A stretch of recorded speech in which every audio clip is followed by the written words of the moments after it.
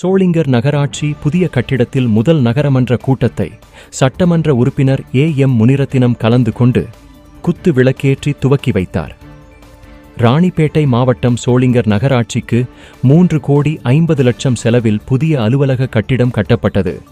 இந்த புதிய கட்டிடத்தில் முதல் நகரமன்ற கூட்டத்தை சோளிங்கர் சட்டமன்ற உறுப்பினர் ஏ.எம். முனிரத்தினம் குத்துவிளக்கு ஏற்றி கூட்டத்தை துவக்கி வைத்தார்.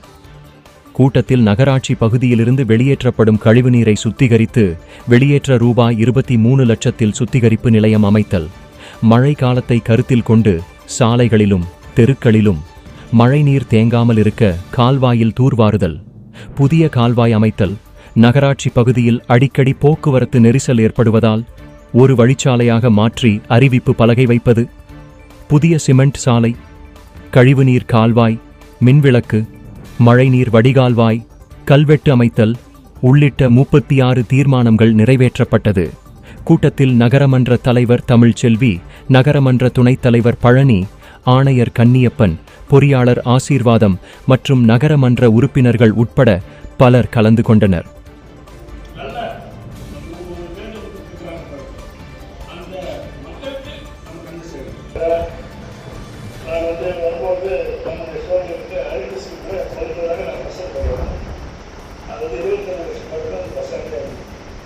அப்புறமா நான் சட்டமன்றத்தில் இருக்கும்போது அந்த ஊருக்கு